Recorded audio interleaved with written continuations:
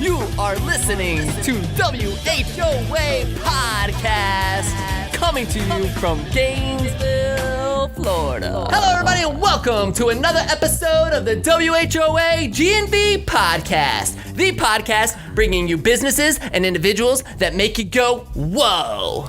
Today on the show, we have Sheldon Barrett, founder and president of Cocovana, and the 2018 Student Entrepreneur of the Year at the University of Florida. Sheldon, welcome, man. Thanks for having me, Collin. Are you psyched about this? Heck yeah. I'm so excited to get into this.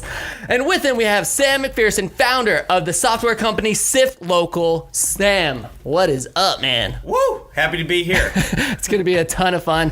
Guys, so everybody sends me these long intros. I've talked about this before, which is great because I'm like, I don't necessarily want to, explain to everybody what you guys do. I would rather you guys do that. And one of the things that I know you're really good at is the 30-second pitch, the elevator pitch, right? So before we get into your origin stories, I like to go like way back and dig in a little deep and get in there.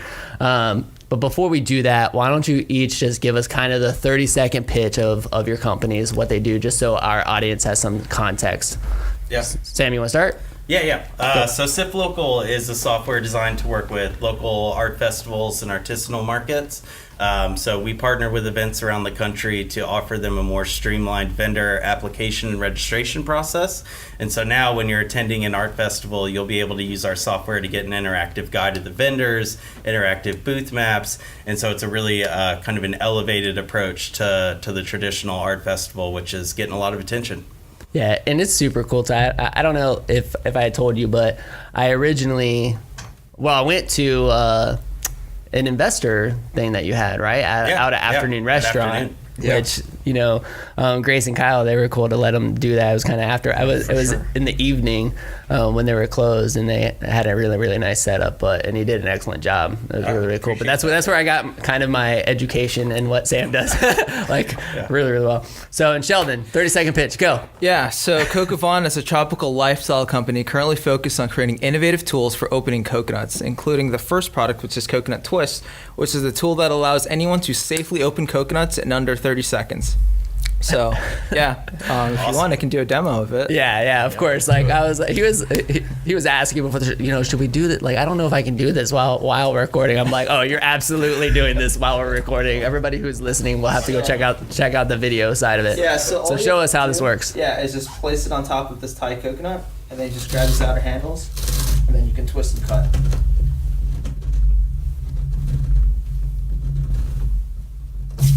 Oh man, it got all over me. Does that normally happen? Does it squirt like that? That does not normally happen. So that's actually kind of funny.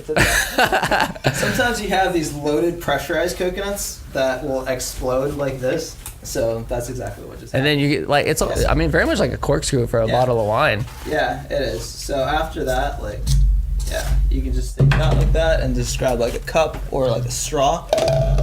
And just pour the it juice? Yeah, pour it out. Or you can put a straw straight into the coconut. That's it. So.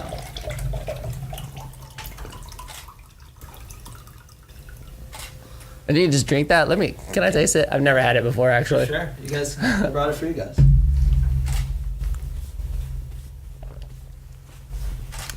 Yeah, I'm not a huge fan, though. I love Needs it. more sugar. I'm just kidding. You like it? It needs sugar and caffeine. No, I'm just kidding. It needs rum in there. It needs rum. Oh my gosh. Actually, one of my favorite mixed drinks is coconut rum with Mountain Dew. That's pretty good. Test me on it. Everybody's like, what? Are you serious? Test me on it. Go do it. Coconut rum and Mountain Dew. You'll love it. I promise. Good hurricane cocktail. And so, oh my gosh, we got a hurricane coming. Yeah. Ooh. And by the time this records, it'll be long over. Yeah, it's not too bad. So do you have a hurricane update for us? Well, at least for the 7 people in the room? All I saw is that Mayor Lauren Poe issued a state of emergency for Gainesville, and they're starting to open up shelters for other counties to come use. So, yeah, it's pretty widespread. Yeah. My dad was evacuated from Cedar Key. Yeah. So they're getting them out. Yeah, they're expecting some crazy storm surge, I guess. It's an interesting week. So let's talk about the fact that we pre-record these things and then we talk about real-time things in them, and it confuses everybody when we release it 3 weeks later. Because I was like watching this week's episode with Tim Broom, and that's the one that released Yeah.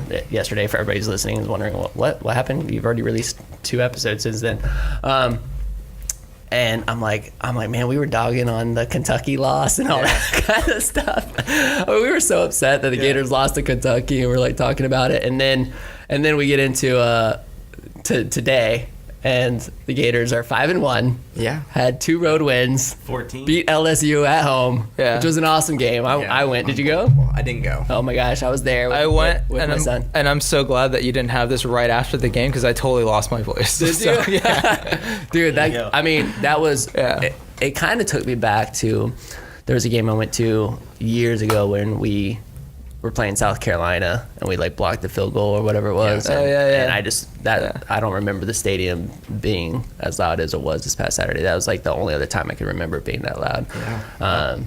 So we're a it was Vanderbilt awesome. win from a top 10 matchup with Georgia. Dude, It's that pretty would, exciting. Yeah, that would be super, super proud. So for everybody who's like listens to our podcast, we like to talk about the real time things, and if the episode airs 3 weeks later, well, screw it. It's our episode. It's like we get to relive and see what things happened over 3 weeks. Hopefully the podcast studio holds up in the hurricane. We can do it again next week. Yeah, that's right. Actually, it's funny. Like, I'm not even gonna be here. You're gonna be psyched about this. I leave tomorrow afternoon to go to Vegas. Where are you flying from? So Orlando. Okay. So Nice. I think we'll be okay. Okay. And we're going there for a dealer convention thing called the AIM Expo. Cool. Out in Vegas that they do, and there'll be a whole bunch of distributors in power sports and power sports related companies out there. So it'll be pretty exciting. October is the month of conventions out there. Yeah, and like I actually, am just pumped about Gator football because I took my son to the game, and every time I take my son to the game, like we win. And Take him every week. Take him every week. And the irony of this is like when I take my wife to the game, we lose. So I'm like, honey, I need to always go with Schaefer because we win. He's a good luck charm. He was with me at the Tennessee game last year. Yeah. So a lot of fun. But and one thing that was super unique about this game, and I don't know if they've been doing this, but I thought it was super, super cool. They had all the food trucks out on University Avenue. Is that new? I think I think after shutting it down, now they're letting them. Yeah, they're letting them. They're getting more each week, or now there's more than there was last year, I guess. Yeah. I thought it was super it's cool. I really saw the smart. new Halo Potato donut truck out there. Oh, and, nice. I mean, it was super, super cool. So I was just like, man, I didn't know that they were doing that. Yeah. So anyway, I'm like super pumped about the football season, everything that's going on in Gainesville right now. Hopefully by the time this airs, we'll be 7-1. winning. Hopefully by the time this airs, we'll be 7-1, and we would have. Let's see, this is gonna air on October 29th. So so hopefully we just beat Georgia this past weekend, if you were listening, because that would have been on the 27th. But if not, then I'm sorry. Anyway, thanks for pushing through that with us. Yeah, Collin with sports. Hey man, I love it. Hopefully we can get to the point where we can do this so fast that it's like in real time and stuff. But it has been interesting, kind of like looking back and just seeing what's happened over 2 or 3 weeks time. Yeah, absolutely. Anyway, guys, thank you so much for being here. Yeah, Super awesome. I'm sorry that you got coconut juice all over you. Yeah, that's all good. That did not go as planned. No, not at all. And it was all right. Like, that was the first time I've ever had it. For some reason, the smell kind of reminds me of a pumpkin. I don't know if it's just Really? maybe it's mixing with the pumpkin spice thing that I have in here. That's probably it, actually. Yeah, It's there probably you go. I have this like pumpkin spice smell or diffuser thing in here because it's October and I really like pumpkin spice, and it helps cover the fuel smell of the dealership. But guys, anyway, we love to get into it and start with the origin stories, hear like how this even, how this device even became to be, and how you started, like why you started a software company. And so why don't you each just, give us your origin story. Sheldon, why don't we start with you, man? Just tell us, go back to the beginning of time. Yeah, so at the beginning of time, I had no intentions of really being an entrepreneur. So basically at that time, a couple of years back, I was diagnosed with high blood pressure, while attending the University of Florida. And, you know, I went to go see doctors about that, you know, and basically the medications my doctors prescribed didn't lower my blood pressure enough. So what I would do was drink fresh coconut water, you know, to kind of help lower that blood pressure, because the potassium and vitamin C in the coconut water helps so lower that's that. a thing. Like yeah, coconut that's water definitely will lower... a scientific thing. Oh, wow. Yeah, so, you know, I was living in South Florida. You know, I had the coconut trees in the front yard, and my dad would use machetes to hack them open for me. He's Jamaican. He knows how to use a machete. I'm American. I do not know how to use a machete. So I basically created a tool to open coconuts when my dad wasn't home, drink my own fresh coconut water, and that's how I started my company. It's just out of necessity, just creating the product. That's awesome. I mean, I also think hacking So a cool. coconut with a machete would be kind of fun. But I would definitely be the guy who cuts his arm off. So super thankful for devices like that. Yeah, for And sure. and that happened while you were in school, you said, or? Yep. It happened like early on, like when I first started at the University of Florida. And so you're still in school. Yeah, definitely still in school. I had to take a few years off. Like you were because just of that. announced as the 2018 Student Entrepreneur of the Year. Yep, I'm still taking classes like right now. That's pretty. Yeah. Well, we'll want to talk about that some more too, about balancing classes and start, because I started New Scooters for Less as a student. Like, I mean, I was in my last semester, so I was basically done, and had, you know, had super senioritis at that point. I was like, oh man, just let this be over. But no, I can definitely empathize with the hustle of like trying to start a business and get something off the ground, and also being a student. So cool, man. Yeah, thanks. Well, Sam, how about you, man? How did Sift Local come to be? Ooh, I don't know, man. You know me. You know, I was born and raised here in Gainesville, and then I actually attended Pace University in New York studying entrepreneurship. So from freshman year of college, people were telling me, find the opportunity, find the opportunity. So always kind of had my eyes open in that way. Came back to UF, got the master's in entrepreneurship here, and so that's kind of my background that led me to, you know, really thinking about my sister's a local baker. My brother-in-law does a lot of custom woodwork and furniture. My good buddy is a metal fabricator. And so I was seeing all of this creativity from all the vendors in Gainesville. There's tons of small batch artisanal goods or the guy making furniture in his garage that you would never find out about. So really just kind of set out to create almost like a LinkedIn, where people in the local community could be like, hey, I wonder who the bakers are near me. And so they could put that in and find those individuals and then support them. Through that, we started talking with a lot of the local markets, because that's really the tie to the local community for these vendors. They may sell on Etsy and so forth to kind of get, attract a more national audience, but most of their business is done locally, with people finding out about them, calling them from a referral or something like that. So we really wanted to create something to facilitate those exchanges for the vendors of these markets. And so the market organizers were like, well, hey, you can definitely help us with our applications and payments and registrations and assigning booths for the events. And through that, then have the opportunity to engage with the attendees as well. So it's kind of created this really great ecosystem of commerce that happens at these local markets, but need digital tools to kind of enhance those experiences. And so we've set out to put that together, and the feedback from organizers across the country has been really fantastic. So we're looking to have a pretty big 2019. Cool. I want to kind of go back into your story a little bit. Were you always like entrepreneurial? Like, why did you say I want to go to? You said Pace School, and you said it's in New York, and that's an entrepreneurship. Yeah, I mean, back then I don't know anything about it. I don't even know how long ago that was. I don't know. Figure it out. But, yeah, I mean, entrepreneurship programs at universities were fairly new. Right. So, you know, given just my various interests, I had spoken with a professor from UF, Kristen Joyce, who's a really great friend and super helpful to almost every entrepreneur in Gainesville. Me included. She's a wonderful person. So she kind of helped steer me in that direction. And you know, I wasn't one of those kids that had a lawn mowing business growing up. So I wouldn't say like I was that kind of like that type of entrepreneur as a child.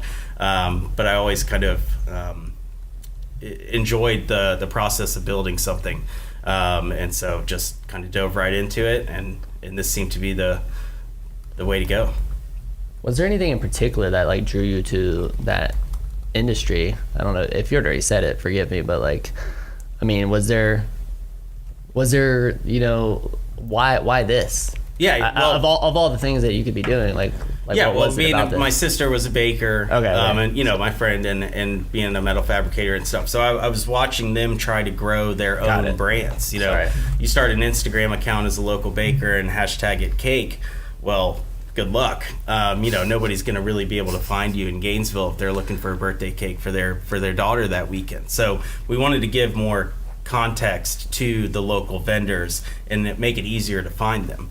And then you got things like Etsy, that's fine, but that's strictly e-commerce. So unless you have something that you can, you know, produce relatively quickly and ship relatively easily, you're not a good fit for those types of services. So we really had to look at it more as a peer-to-peer platform. Like, you know, in LinkedIn, you're looking for a marketing manager. You might search marketing managers in your area, look at their bios, see what their product is, Gotcha. and then get in touch with them. So we wanted to kind of create that type of platform to help these local vendors get exposure and then get sales. And this is still really, really new at this point, right?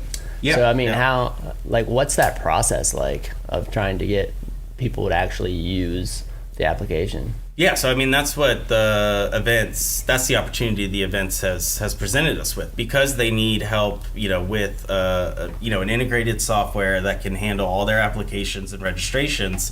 You know, we partner with them, and by way of that, their vendors then sign up for Sift to get ready for the event, and then actually, you know, have the opportunity to leverage the platform for that additional exposure before, during, and after. So it's all centered around these local events and markets, but just giving those individuals the tools to grow their sales at the event and outside of it. And so it all kind of complements each other in just a really nice way.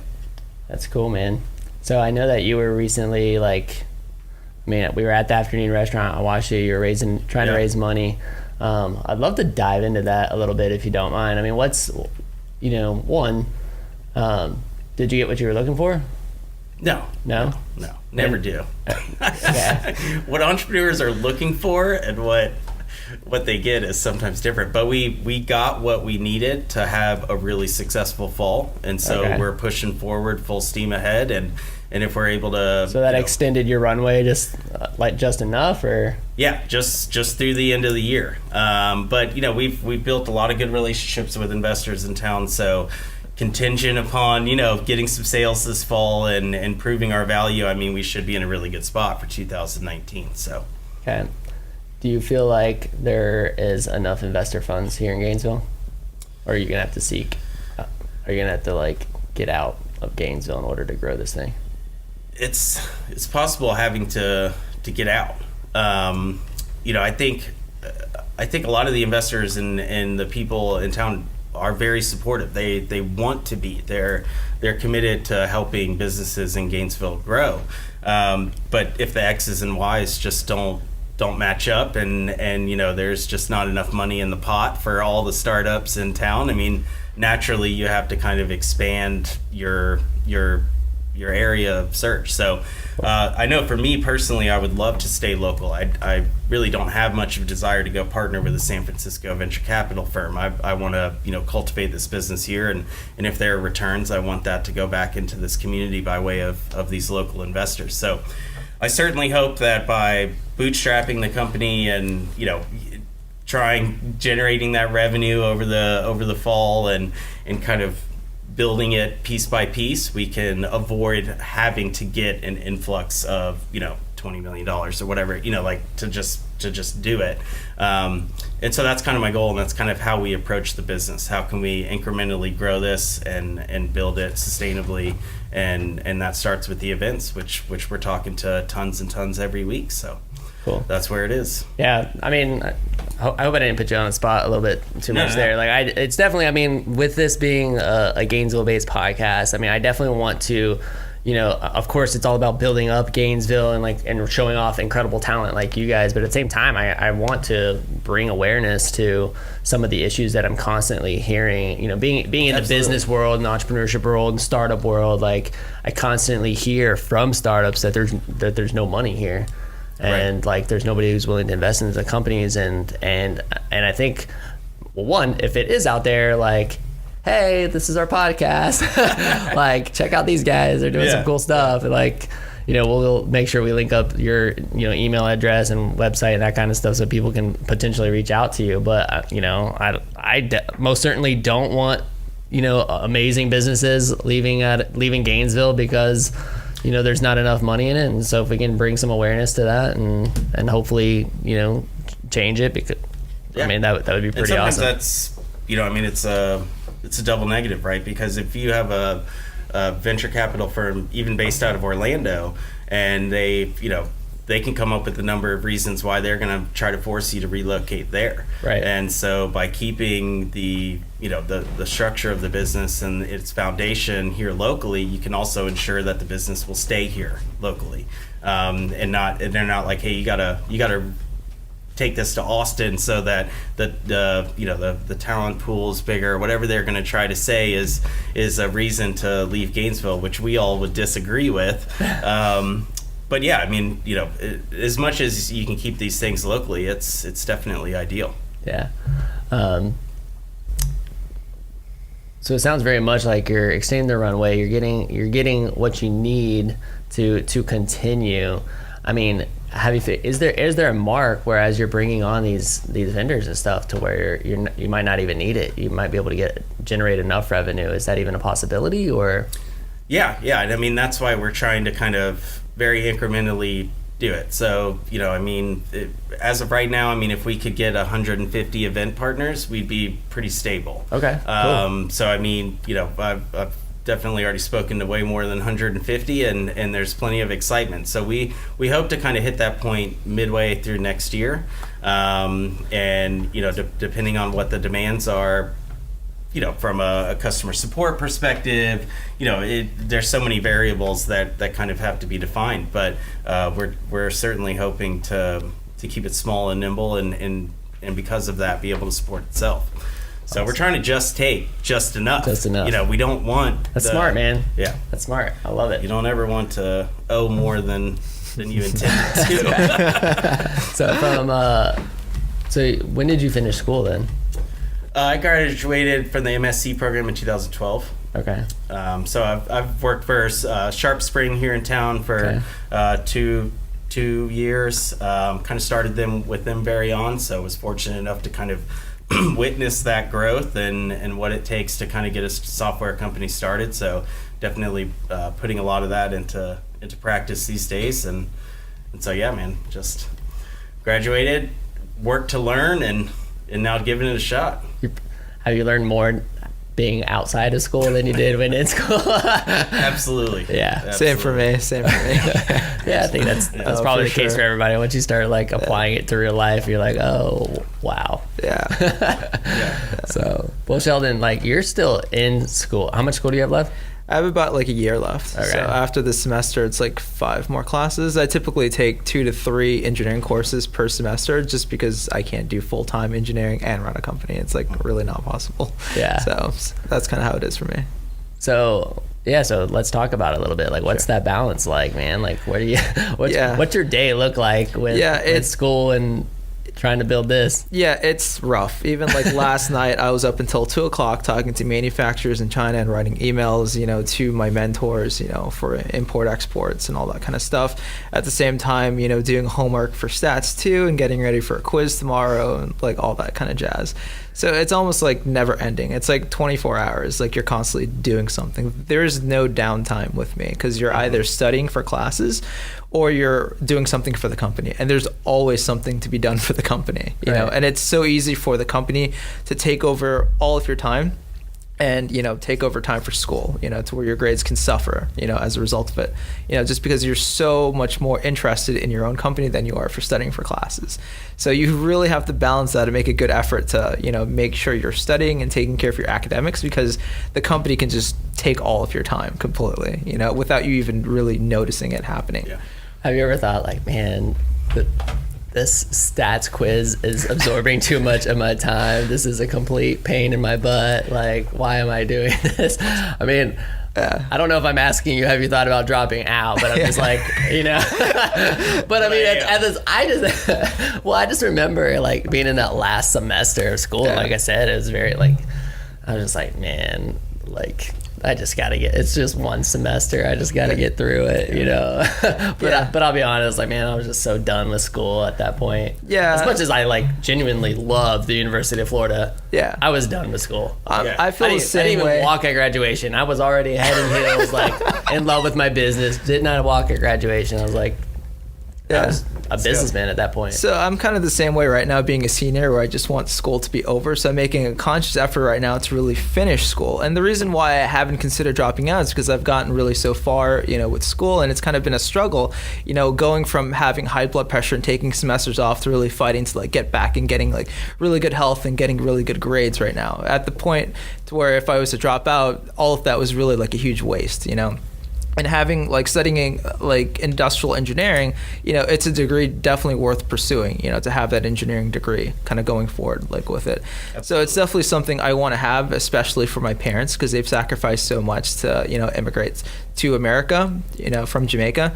So definitely want to, be like the first generation to get like a traditional college degree, kind of for them to show that, they raised like good like kids and all that, me and my brother. So that's awesome. Yeah, that's really cool. You should stick it out. I am. I don't find jobs. It'll go by. Stick it out. Yeah, and the College of Engineering has been so supportive, like throughout the whole process. They really support entrepreneurship, for me, Yeah. So that's definitely something I want to reward them with, is by graduating and showing that industrial engineers can make a big splash in the entrepreneurship community as well. That's awesome. Very cool. Thank you. So where are you at right now with the business? I mean, So with the business, it's at a good stage right now to where you have great prototypes, you have great traction with retailers pitching Whole Foods and Kroger successfully. That's super exciting, to get into national places like that. But the big thing that really holds up the company right now is really the manufacturing, as it always been. So I am manufacturing in China right now. Are you being affected with the tariffs and stuff right now? So far I'm not sure yet, because we've just been shipping samples back and forth, and it's been fine in that regard, for samples. We're working on the wholesale portion right now as it is. So trying to make sure we get the right type of material, for that, make sure everything cuts well. I just tested the last couple whole saws over the weekend. That one does really well. That one. That one's really good. That's the one that like I kind of made myself. That's why it's doing so well. But getting it from China right now, sometimes the quality isn't always there, and you have to make sure that the quality, remains consistent and it's cutting very well, and you do the right tests and all that to make sure they aren't cutting corners on certain things. So it's just a really long process dealing with China when you send them all your technical drawings and your 3D drawings, and then they send you something that's not that, So it's just a really long process right now, but it's in the right direction. I do have all the funding, to do production overseas. I won all that funding just through pitch competitions, to be honest. Really? I didn't have to raise any money at all. That's awesome. So good for you, man. So the funding is okay. It's just really just getting the manufacturing right. So you just have it sitting in the bank? It's all just sitting in the bank right now, ready to go. So, you have the money in the bank, you have retailers interested, you have consumers interested, wanting to buy it right now. It's just the manufacturing is like the last step, Can you not manufacture like a small amount here in the US where it makes sense in order to like supply some of that demand? That's what I tried to do in the very beginning of the company. I spent like a good year and a half trying to do that, and I learned the hard way that it's just too expensive to do a product like this in America, especially if you're trying to CNC that's way too much money. And even if you're doing like molds to do the casting for it, like whether it's die casting or whatnot, it's just way too expensive for those molds in America to be built here. It's going to be upwards of like $50,000 or so to build those molds, And if you were to CNC machine it, like the best cost I got for that was around $105 per unit to build it. Meaning I'd have to sell it for a ridiculously high amount, which no one's going to buy for. So I learned the hard way that you really can't do a product like this, in America. You really do have to go overseas. That's unfortunate. It is unfortunate. I really wanted to be that good American boy and build it here, but just couldn't do it, and I really tried. So what do you like? foresee it selling for? Have you thought about pricing and? Yeah, so for retail pricing, I was going to put it for $24.99, but when I was pitching Whole Foods, they said to me, "Oh, what are you going to sell this for? $29.99?" And I was like, "Yes, exactly." So that became the new price, $29.99. Good job, Whole Foods. Yeah, thank you. So it's anodized aluminum and it's surgical stainless steel, so it's a very premium product. So the $29.99 price point is justifiable, and I've talked to a lot of consumers, and they like it at that price point. And some of them are willing to pay even more than that, which kind of baffled me, but that's a good thing. No, that's awesome. Yeah. So sell it for $34.99. You could try that out. We'll see. Yeah. That's interesting. That's great, man. Well, I know that both you guys were also recently featured in was it Forbes? Yep. Mm-hmm. Yep. I mean, Nice. I think that's kind of a big deal. Yeah. So both of you, right? Yeah. You were as well. Yeah. I mean, that's pretty awesome. I mean, Forbes is a pretty big magazine and website, and so how did that happen? Did they just reach out to you guys "Hey, we heard about your awesome business," or Not for me, maybe for you. Yeah, I mean, for me, I won the Get Started Gainesville competition last year, hosted by Cox. I think the total prize of $25,000. And when you win a competition like that, people are constantly looking at those type of news recordings to figure out where to get the next big entrepreneur.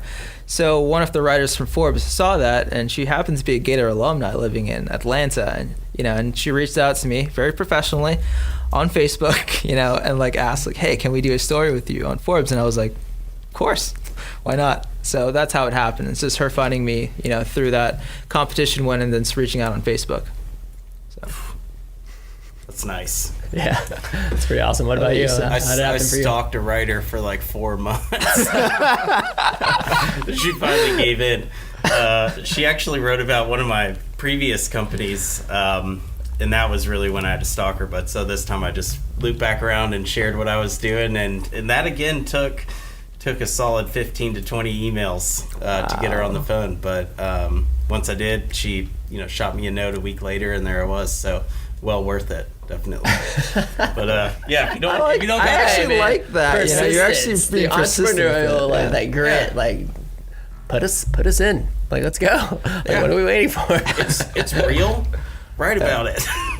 Nice. That's awesome. Ty, what questions do you have for these guys, man? So let's start with Sam. So I actually met with Sam maybe, I don't know how long, about a year ago. Yeah. Just because through Best of Gainesville, I can see that with all of these different makers and artisans and bakers, and they're always trying to come to our channel to let people know they're here. And You're really tapped into that network. Yeah, that's kind of our bread and butter, but I can't share them all at the same time, and it's hard to search Instagram for different things. And I saw what Sam was doing, and I was like, this is exactly where I need to push these people, because it's searchable, it's easy, it's good for them. Yeah. And it's good for the community, all communities, so it's really cool.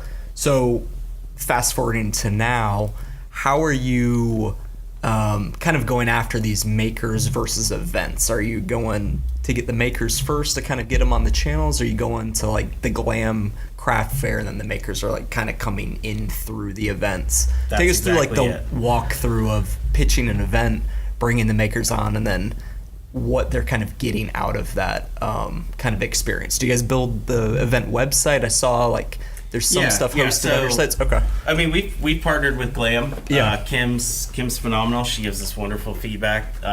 So it always starts with the event. Okay. As a a small company with very limited marketing dollars, you have to find a creative way to get those channels, right? So the events, again, became a perfect opportunity. I mean, I can come up with a list of 1,000 artisanal markets around the country and call each one of them personally. And each time I get one that's interested, well, now we have 450 local vendors, because that's the name brand event. That's where everybody shops in that local area. And so that's where the best vendors are going to be. And so, I mean, that's our model. I mean, unfortunately, given our resources, we really can't focus on the vendors as much right now. I mean, we have to build the foundation through the events. And so we're focused on those features. We're focused on supporting, helping them to put on a phenomenal market or event. And if we do that, And if we do that well, then we're going to have, hundreds, thousands of events. And that is what's going to create this really massive network where, it doesn't have to be so localized. You can just hear about it and go and find your local town and find the vendors in your area. So that's our strategy, and it's working to be very cost effective. From an entrepreneur's perspective. I mean, last month. Was it last month? Anyway, 1,050 new signups over a relatively short period of time with $0 spent on digital advertising. So we're not just, posting it out on Instagram and being like, well, we got 1,000 signups. I mean, we're building partnerships with events where once they've integrated that into their business model, I mean, they're going to use it year after year because that's where their vendors are, that's where their applications are. And so we're going to continue to cultivate these relationships in these local areas. And as you can see, I mean, 1,000 new signups with only a couple events launched during that period. That's how you scale it, and that's how you grow it up. And then the event will promote the platform to all of their attendees to say, hey, you want a vendor directory, you want to see our booth map, you want to, you miss somebody 3 months later, you want to find that local vendor and make a purchase from them, check them out on Sift, they're there, and you can make a purchase. So again, it all starts with the events. They tell the vendors to sign up, they tell their attendees to check it out and use it, and then we just need to focus on delivering that service to those events, and the rest will take care of itself, and we'll be able to support local artisans from all over. It's cool. How do you convince maybe a successful local event that's been around for a while, or some other type of company that doesn't want to spend money with you by hosting it on Sift? How do you get through that to kind of make Sift everywhere? Yeah, absolutely. So a couple things there. So with our business model, because we're actually the first platform of our kind that will deliver value to the vendors themselves, we actually have a revenue stream there. And so we're actually able to offer the events product for way, way, way less than if the company was just relying on those revenues. So because we diversified those revenue channels, we're able to price it at a point where it's really does offer a ton of value to the event organizers. Beyond that, I don't know, what was the other part? I think that was mostly it. And then with like the booth maps and stuff like that. So I would assume there's some events that are super well organized and some that are kind of fly by night, last minute operations. Yeah. How do you guys combat that, making sure that when you guys are part of an event, you can deliver that type of information for vendors and venues? That reminded me of my other point. So one of the really fortunate aspects of the market in general for us is that there's really hasn't been a fully software built that is a single sign-on every feature an event organizer would need, specifically designed for art festivals. So they have a lot of nuances and unique needs, like jurying the applicants, reviewing their work before accepting them to be a vendor at the show. So there's most events as of now are using a combination of like 8 to 10 different softwares. They've got a payment processor, they've got a PDF where they're writing in their booth map spots, which they scan in and email. It's just all spread out over the place, and a lot of these events are run by volunteers. So a volunteer may have a lifespan of 1 to 2 years, which is certainly some stay for the long haul, but there's a lot of additional support coming in from event to event. And so by creating this all-in-one software, you've now given the event organizer the ability to just train them on a single software, get them in there, and get started helping review applications or get registration steps done immediately. And so by consolidating all of these unique little one-off features that these event organizers need and putting them in one place, that's a tremendous amount of value for them. I mean, those, so just eliminating all those pain points and just bringing it, what's in this Excel it. spreadsheet? Did they pay? Did they not pay? How did they pay for a large booth? Wait, the credit card charge is different from what a large booth would be. You can imagine the complexities, especially when you're working with 300 or 400 vendors. So what this does is, I mean, it just takes them from step by step by step, and all the data is threaded together. So like when you're designing your booth map or assigning spots, you see what they paid for, you see what they requested on their application. It's all right there in real time. And so I mean, that just cuts down tremendously, and complement that with the additional revenue streams where we're able to price it very affordably. It's just a very strong value proposition to the organizer. Absolutely. And I would imagine as soon as a vendor has been part of an event, then we have the opportunity to market to them and say, hey, do you want to grow your sales before, during, and after? Here's some interactive tools for selling while you're there. And again, we're not even there yet remotely. We'll get there later next year. The focus right now is on the events. And I'd imagine it would put pressure on new events to be like, hey, half of our vendors have been a part of an event with Sift. They're expecting this. Then once vendors will start saying, hey, I've registered for an event using this platform. It was a lot easier. You guys should check it out because I'm tired of your Google form going to PayPal and then getting emails from like 4 different people about random, like be there at 9 for load in. It's just, and no fault of the organizer. There's just no software available. So they've done their best. They've pieced everything together that they can across a number of different softwares. But once I had talked to 15, 20, 30 organizers, and they all said the exact same thing, and they were all using the exact same softwares to piece it together, it was like, boop, boop, I'll take this from that, this from that, this from that, and you put it all together, and they love it. Cool. So you've eliminated all of these pain points for a lot of these vendors and that kind of thing. What's been your biggest pain point, like as a business? I mean, we know Sheldon's is obviously manufacturing. Oh, for sure. we already solved that one. So but what's yours? I mean, I do think that it's resources and funding. I mean, it is for everybody, because if you could just go out and hire 15 developers, I mean, there it is. It's done. How many people do you have right now? I've got about 12 to 13 people, but they're all not working for a salary. They just care about what we're doing and want to be a part of that. So I mean, I've incentivized them appropriately to stay on and help us out. So that's another aspect of Gainesville. I mean, even though I can't go out and get the $1 million to start paying everybody a salary, people around startups in Gainesville are so excited about it that they'll jump in with you and they'll help you take it to the next level. So but why is that? I mean, is it because they believe in your vision for this so much, or is it? I mean, it's these specific individuals, Okay. But I think Gainesville does a good job with the networking. I met a couple of them through Kristen Joy's classes while presenting there. I mean, you get various opportunities in the community to kind of build that network. So back to the question. I mean, what's the greatest hurdle? I mean, it is trying to balance.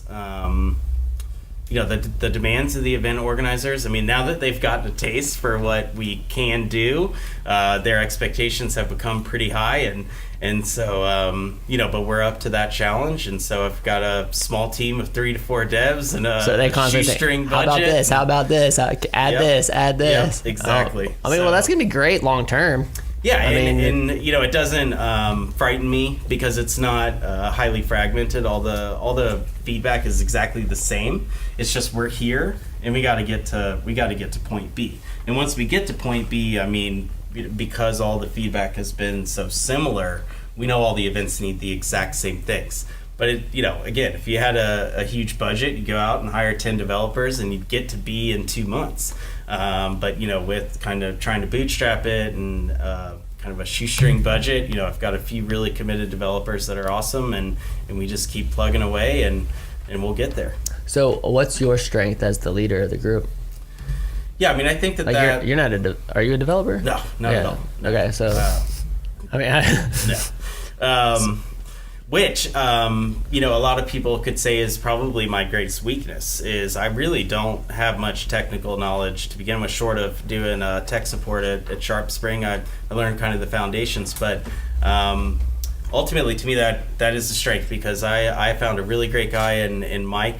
He's in upstate New York. He's my co-founder and CTO, and I just let him handle the technology. I analyze what the events need. I give them some rough mock-ups, and then I let them go with it. And my lack of involvement there, given that I have a high level of trust that he's going to build the right thing, kind of allows us to kind of just excel in our own areas. And so for me, that's really, building these relationships with the event organizers, understanding what their needs are from a business perspective, and then kind of translating that into what a software could be. So I'm definitely the one out there on the phones, doing all of that and trying to get us these partnerships. And then I've got this great guy, Mike, and a couple people with him as well. Ian has done a great job. And yeah, I mean, we just keep trucking along, That's Mike and I's dynamic. I'm like, I'll bring them, you give them what they want. And we were like, done. We'll both do our part, and we're going to meet in the middle, and we're going to have something real good here. Yeah, that makes for a powerful partnership. Yeah, I don't have to worry about any of that. I don't burden myself with that. When you said that you made some mock-ups, what does that mean? Like Canva? Drawings? Oh, yeah. Okay. Canva Design Canva. Studio, just most of Sift is like, I could show you just like crappy Canva things. And I mean, we have a professional designer, Hannah. She's local. Just moved, I believe. She's kind of being a digital nomad now, which is awesome. She's always stoked on saying how she's homeless. She just travels and makes her money, so that's awesome for her. So she comes in for the big stuff, like the booth map assignment tool and things like that. But if we're just readjusting like settings page or something like that, I'll hop into Canva and do it. So that's like another way of reducing your costs, and I'll try to take on any aspect of it that I can without jeopardizing the quality of the product. Yeah, I know where to draw the line, but you got to do that stuff. Yeah, I was interested because I remember when I had my first idea for an application for our service department here, and my mock-up was I literally drew it on I have a lot of whiteboards around. I literally drew this thing on a whiteboard. I was like, this is what I want. Do it. How do we make this happen? It was a terrible drawing, but somehow it translated. I paid a friend of mine $2,000 for this. This was a long time, 2011, 2012. Early version of this application I had in my mind, and it executed, and it worked for a few years. And now I'm working with David Flores over there in the iHub to build out the next phase of this thing. Kind of started from scratch all over again. It's awesome when you because I'll look back, because in my Canva account, of course it stores everything. So I'll scroll all the way down to the bottom and look at the very first ones I put together, and it's awesome. It's really awesome to see that and how far you've come. It's always very cool to see that stuff. Cool. So now that you're at this stage, what's next? When you finish with school, Sheldon, are you going to be heading into full time? This is it. Go. That's the dream. I want to do this full time. After I graduate, right now, because I enjoy it so much. Running my company, I'll work 100-hour weeks, and honestly, I enjoy it. And so right now, it's just you, right? Yeah, it's just me, and I definitely will get help in the future. Right now, I'm kind of identifying, which parts of the company do I suck at, where do I need to bring in people for help, what do I not want to do.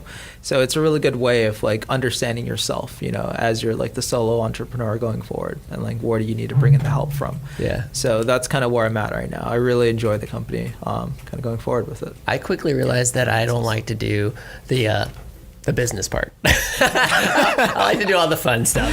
Yeah. So I don't like doing the bookkeeping. I don't like doing the taxes. I don't same. We truth be told, we just went through or still kind of in a sales tax audit. I'm yep, attorney and CPA. Yeah. 1, 2, 3, go. Just delegating all the stuff that I don't like to do. That's what you gotta figure out. If you get to that point and you've earned that, you do that. I like all the fun stuff. I'm I want to help other businesses grow and do the marketing and the video. It's cool because we're doing this new media company that we started. That's called Repaint the Wall, and it's like one of my favorite parts is actually reviewing the content. It takes the longest amount of time, but like actually watching the videos. Yeah. So the videos that we make for clients and the videos that we, like we still do a vlog. We produce a vlog for New Scooters for Less. So like watching the episodes of that, I'm like, this is the fun part. So it's interesting to be able to carve out time to do that stuff and not deal with the headaches. Oh, headache? Sure.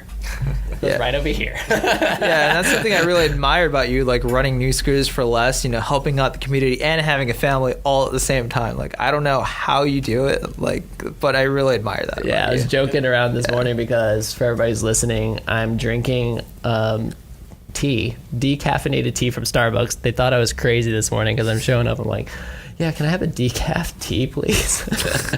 and I've been battling. It's funny because you say all those things. I've been battling like a stomach ulcer or something like that. And my wife's like, yeah, I have no idea why you would have a stomach ulcer. You're only trying to run two businesses, doing a podcast, dealing with a sales tax audit, trying to coach your son's soccer team. Oh my gosh. I would like just keep like rattling off stuff. I have no idea why you would have a stomach ulcer. Stomach ulcer is a badge of honor, man. Dude, exactly. I love it. That's all I can say. I love it. To get one of those? Well, it has been so hard not like waking up early and like not having the caffeine, because I love coffee too, and gosh, I love coffee. So like to wake up and have decaf tea has been a complete disappointment, especially when you have like we get here at 7 a.m. to get ready for this podcast that records at 8. I mean, it's been fun, but I can definitely say that it's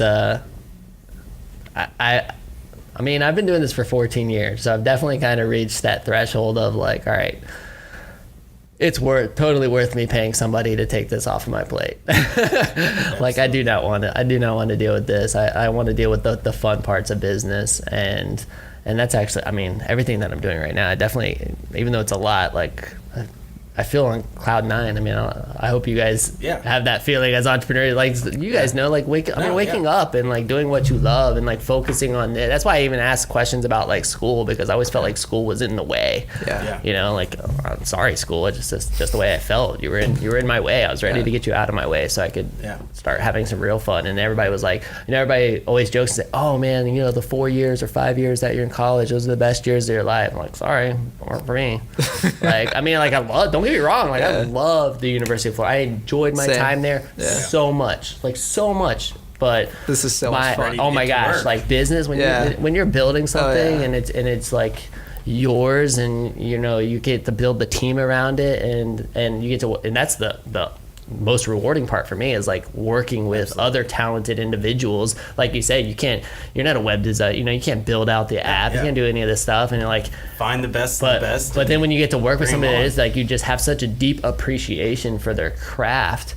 You're like, man, it's just so rewarding. I don't know any other way to say it. And then now when I reach this level where I'm actually able to take a lot of these lessons that I've learned and help others grow their businesses, I'm like, dang, like that's even more rewarding, because I know, like, you were talking to some mentors and stuff earlier, some advisors and that kind of thing. I mean, it's cool because I've actually am that person for some people, you know what I mean? And it's to be able to give back and help. I mean, has that been helpful for you, having these mentors and advisors in your life, like through this process? Yeah, it's been super helpful. One of the most important things for me, just having like my mentor right now, like the co-founder of Redbox, to help with import export, for my company.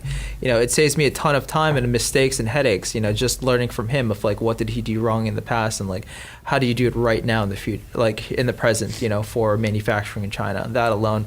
And just like the great like advisors from the University of Florida, like the engineering professors, to really help with material science engineering of the coconut twist itself. That saves me a lot of time, making mistakes for prototyping or whatnot. So seeking out these great advisors and mentors, it really, really helps you like along the way, to get places a lot quicker than if you were to do it all on your own. It's going to take you forever to do it, and sometimes it's impossible to do it like on your own. And you really need to seek help out. And when dealing with China and stuff, you can make a lot of mistakes that could cost a lot of money. Oh yeah, yeah. Well, and like the lead time on getting a sample is probably like what, 4 to 6 weeks or something. We airship it, so typically 3 to 4 days. Yeah. So. But if they have to machine anything, or oh yeah. For the machining portion of it, it's so easily like a couple weeks. Months and then get it and be like, oh. Yeah. And that's happened to me in the past too. Start over. Yeah, I tried to manufacture all that by myself without like having an agent overseas, like which I do now, and that was a complete nightmare dealing directly with some of those manufacturers. But like having like advisors and like agents like on the floor in China to check the quality before they ship, that's been super helpful for me going forward with it. So good for you, man. That's awesome. Good for both of you guys.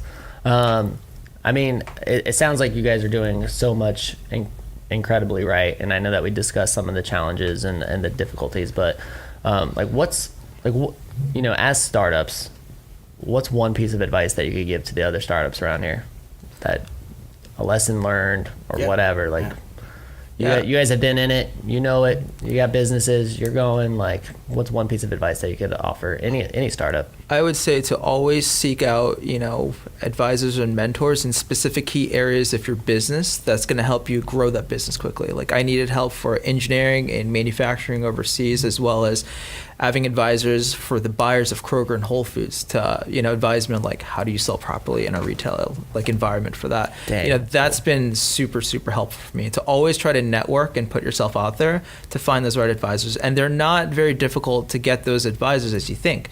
As long as you show that you're passionate about your company and you have skin in the game, it's easy to impress those people to where they want to help you. If you're just some person just interested in entrepreneurship and you're wanting them to be your mentor, it's probably not going to work out. They need to really see that you're really trying for your company for them to really, want to help you. Otherwise, it's a waste of their time.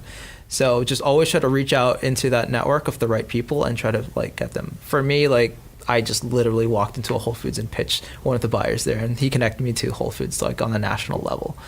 So it doesn't take much to really do something like that. And just don't be afraid. How did you get connected to a mentor like you said the founder of Redbox? Founder of Redbox, yeah. That was actually through the University of Florida Entrepreneurship Club, because they have like some of the top entrepreneurs kind of come out, as speaking guests. And, at the time with Eric Rodriguez as the president, the top student entrepreneurs get to have dinner with that, speaker, the night before of the event. So I got to have dinner with this co-founder, Mike Laser, and we just kind of hit it off. And it's like, hey, if you need help, here's my card, and that was it. Dang, that's all it takes. That's all it takes. Yeah, just being in the right place and just going out there networking. Good for you. That's awesome. And good job to the Entrepreneurship Club. Keep that up. Oh yeah, great. Keep bringing in great speakers and for sure. Great founders of businesses. That's awesome. That's awesome, you have anything else, Ty? Just one thing, Sheldon. You said that you guys are working on a few new things as well. Yeah. You want to let us know anything that you got in the hamper? Yeah, so obviously this coconut twist gets to the water of the coconut. I am going to be launching a line of products that will, get to the rest of the coconut, like the coconut jelly and opening the brown coconuts. Those are in development right now, patent pending. I do have first prototypes made for those, but they're not consumer prototypes that look as pretty as, coconut twist right now. Yeah. So I only just, figured out the IP of that and like how does it function. And that was kind of it, just to get like the patent started on those processes. But in terms of a finished product, it's still in development, and I'm really focusing my time on coconut twist right now, going forward to launch one good product instead of like getting distracted by like a bunch of other products, at this stage right now. Absolutely. But there is going to be a line of coconut products coming out. It's not going to be just a one product company, and I just want to use my innovative talents as much as I can to, do all I can for this industry and hopefully revolutionize the coconut industry. Do you see a social good element coming out of this, like being able to provide this to countries where coconuts are definitely a main source of? I do see a social good aspect of it, to where if you buy a coconut twist, you can donate a free one to certain people in certain countries where coconuts are thriving, but they don't really have the means of opening it there. And a lot of those countries that are huge on coconuts are in Asia and Latin America, and I think you could definitely kind of help out by donating product over there for them to get to the coconut water and the coconut jelly, because you're giving them both access to the water, like a drink, and the coconut jelly, which is a food. So you're giving them water and food at the same time, which I think would be a great, combination going forward for it. So that's something I've definitely been considering. For sure. Man, the opportunities are endless. Yeah. Isn't that fun though? Like, Yeah. sitting in the seat now. I mean, it'll be fun to, like, 5 years from now have you guys back and, like, see where these companies have gone and Sure. and talk about it. And there's just so much opportunity. So good luck to both of you guys. Thank you. Thanks so much for being on the show. Thank you for having awesome. me. It was Collin. awesome. It was great. great discussion. Truly enjoyed it, and just can't thank you guys enough. So Gainesville, there you have it. You're gonna contact or find these guys. Actually, let's tell them where they can find you. Just social media, that kind of stuff. Yeah, for me, it'll be on facebook.com/Cocovana, and also cocovana.com is a website. You can actually sign up for notifications of when Coconut Twist will be available, like right on my website. So those are the two main places of finding me. Yeah. Excellent. Yeah, you can find us at siftlocal.co, and then we have an Instagram, so at @sift_local. And if you want to get in touch with me, feel free, Sam at siftlocal.co. So, Yeah, go invest in his business. He needs more money. yeah. Do it up. All right. Well, thanks again, guys. Appreciate it so much. Gainesville world, thank you so much for listening. This is the WHOA GNV Podcast, the podcast bringing you businesses and individuals that make you go, whoa. We'll see you later. Bye.